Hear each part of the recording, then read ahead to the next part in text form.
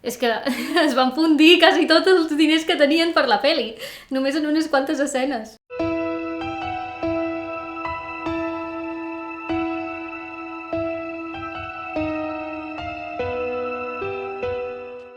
Hola a tots i benvinguts a un nou vídeo de Harry Potter en català.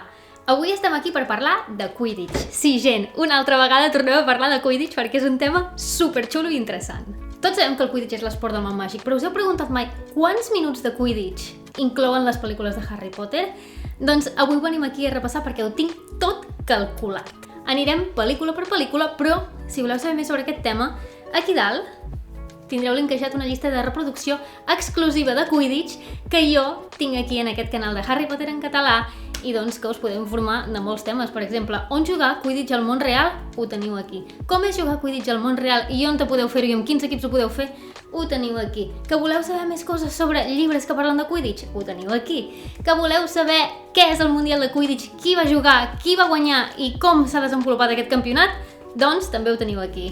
És que us ho porto tot, gent, us ho porto tot. Comencem per Harry Potter i la Pedra Filosofal, la primera pel·lícula de la saga. Aquí ens trobem 7 minuts i 39 segons de Quidditch.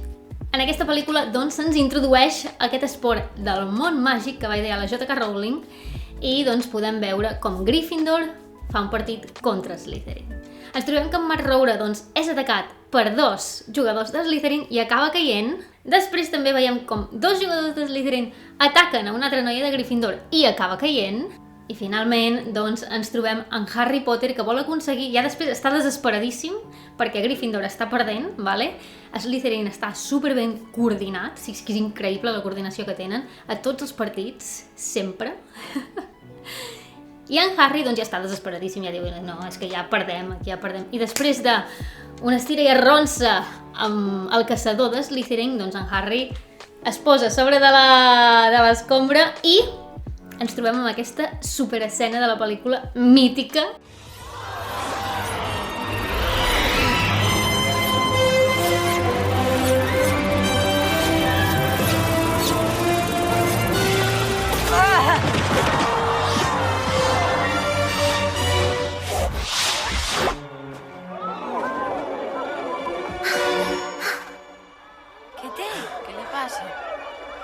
Sembla que hagi de vomitar. Té la papallona! En Harry Potter ha guanyat 150 punts per haver agafat la papallona! Guanya Gryffindor! Evidentment, en Harry amb la seva Nimbus 2000 acaba atrapant la papallona daurada i suma 150 punts a l'equip de Gryffindor que acaba guanyant. A la segona pel·lícula, Harry Potter i la cambra secreta, tornem a tenir Quidditch. Però comencem de molt males maneres i és perquè aquell dia l'equip de Gryffindor no pot entrenar. Per què passa això? Doncs perquè tenen un nou caçador, els de Slytherin, que és en Draco Malfoy, que el pare d'aquest doncs, ha proveït tot l'equip amb les millors escombres que es poden trobar aquell any al mercat, la Nimbus 2001. Després d'unes quantes paraules no gaire agradables entre en Malfoy i l'Hermione, en Ron acaba fent un encanteri d'empassar-se llimacs i l'acaba afectant a ell. Aquest estiu he preparat un nou programa de Quidditch. Ens entrenarem més d'hora, més estona i més fort. Però com és possible? On et creus que vas, Flint? A entrenar Quidditch. He reservat el camp per Gryffindor avui. Tranqui, Roure, tinc permís. Ai, mare, això es complica. Jo, el professor Severus Snape, dono permís a l'equip de Quidditch de Slytherin per entrenar-se avui per tal de preparar el nou caçador. Teniu un nou caçador? Qui?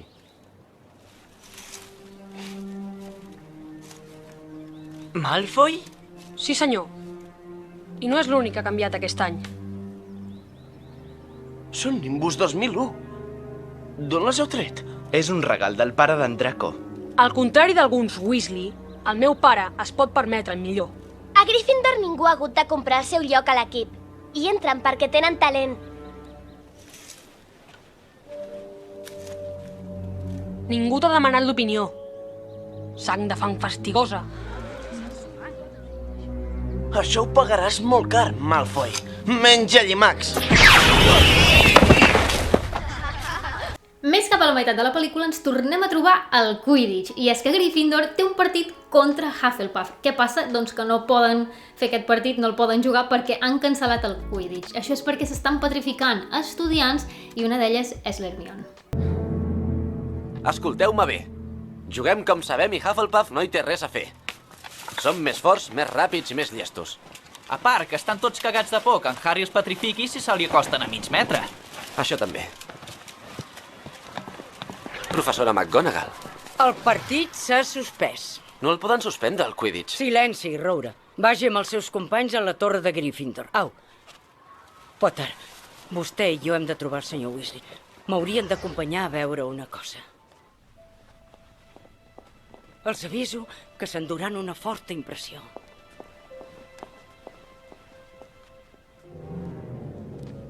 En aquesta segona pel·lícula ens trobem 4 minuts i 52 segons dedicats a escenes sobre Quidditch. Ara ja sí, que anem directes a la tercera pel·lícula, Harry Potter i el Pres d'Azkaban, i aquí ens trobem 2 minuts i 41 segons dedicats al Quidditch. Aquest partit, la veritat és que a mi em posa histèrica perquè no sé com els deixen jugar en aquestes condicions. Sincerament, ens trobem Gryffindor contra Hufflepuff, i aquí passa de tot. Hi ha escombres cremades, el caçador de Hufflepuff es queda electrocutat, perquè, esclar, hi ha una tempesta electrònica. Prepárense que porque va a haber tormenta electrónica. I després, per rematar-ho, tenim en Harry, doncs, que està intentant atrapar la papallona daurada i va i és atacat per uns dementors. A mi em posa histèrica aquesta escena perquè jo estic allà en plan cridant a la pantalla: Harry, fuig d'aquí, torna al camp! I va esquivant els dementors fins que se'n troba un de cares i no pot fugir, li xucla l'ànima i cau.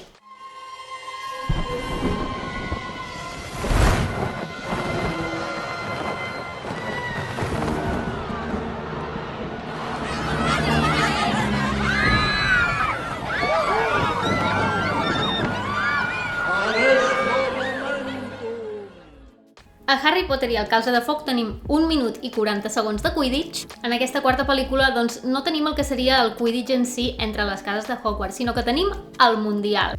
El que passa és que realment no veiem el partit entre Irlanda i Bulgària, el que és una pena perquè és el Mundial de Quidditch. Això és que hauria d'haver estat allà. De fet, és una de les queixes més recurrents que tenen els fans quan han de dir alguna cosa que no els sembla bé que s'han fet a les pel·lícules o que inclourien. La veritat és que és una pena, però bueno, com a mínim podem disfrutar de com es prepara el campament i com són les presentacions d'aquest Mundial. En una pel·lícula, evidentment, no es pot tenir tot perquè si no seria eterna.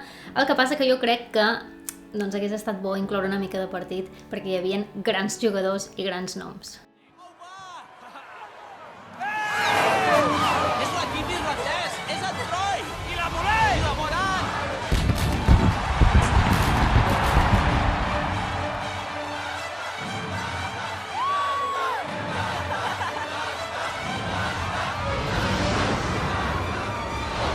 Ja venen els búlgars! Grita'l!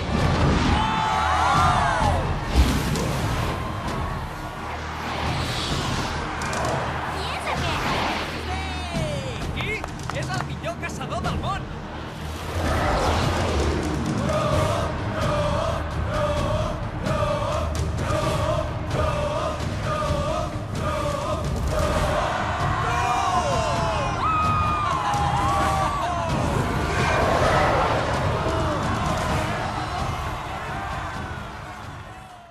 A Harry Potter i l'Ordre del Fènix, malauradament, no tenim cap escena de Quidditch. Però bueno, no passa res perquè venim amb ració doble per Harry Potter i el misteri del príncep.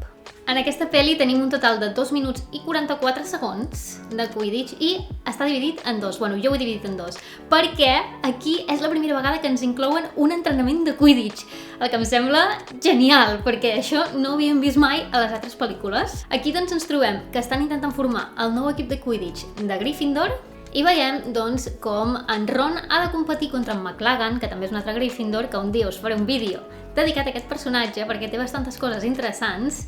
Bé, doncs han de competir per a veure qui pot arribar a ser el porter. Què passa? Doncs que en Ron va cagadíssim i està super insegur. L'Hermione l'acaba ajudant amb un encanteri Confundus i doncs en McLaggen falla unes quantes parades. És per això doncs, que en Ron acaba sent el porter. Encara que l'any passat fóssiu a l'equip, això no vol dir que també en formeu part aquest any. Queda clar? Que guanya el millor, Weasley? Guanyar? Sí, és que em presento per porter, no és res, contra tu. Porter? Un armari com tu? Tens més pinta de batedor, no creus? Un porter ha de ser ràpid, àgil. Per provar no s'hi perd res.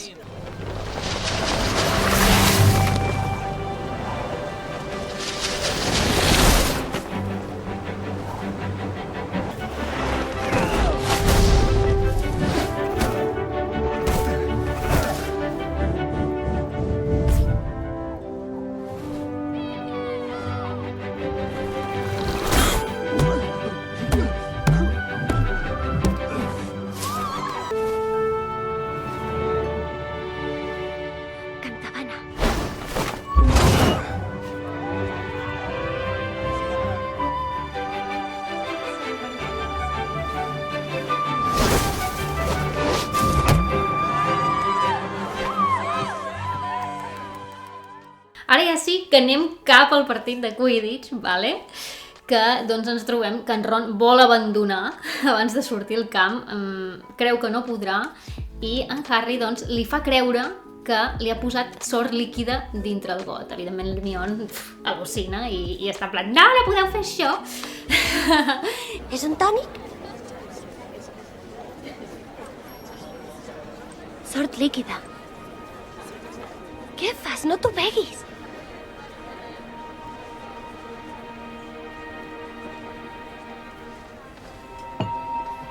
Us poden expulsar per això. No sé de què em parles. Anem, Harry. Hem de guanyar un partit. I també veiem a la Luna amb el cap de Gryffindor, que si voleu saber com el van fer, tinc un vídeo aquí al canal sobre el vestuari de Harry Potter i està inclòs doncs, com van fer aquest cap. Després en Ron surt al camp i arrasa perquè s'ho creu. El que passa que ell es pensa que ha sigut la sort líquida, però no ha sigut així.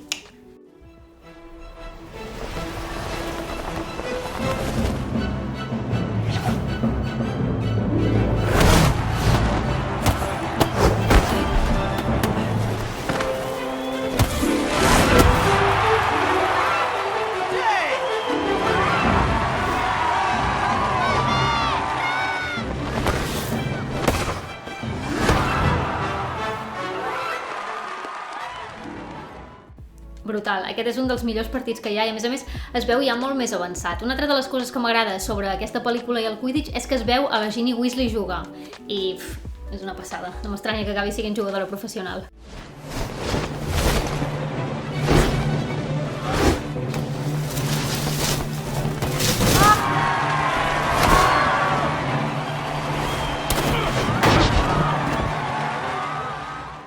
I ja després tenim les dues pel·lícules de les Relíquies de la Mort, que aquestes sí que no inclouen res de Quidditch. O sigui que tenim 3 pel·lícules de la saga que no veiem com juguen aquest esport màgic. I ara sí que ja per concloure anem a fer una mica de repàs de tot el que hem parlat i opinions que jo tinc, a veure si vosaltres també les compartiu.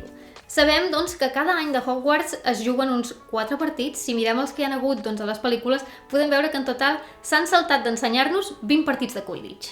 El que és bastant, sincerament, que s'hagin saltat 20 partits. El que passa que, esclar, quan fas una pel·lícula has de retallar molt. Després, fer partits de Quidditch era supercar. Sobretot al principi de les pel·lícules no es veu tan avançat ja com la del Misteri del Príncep, no?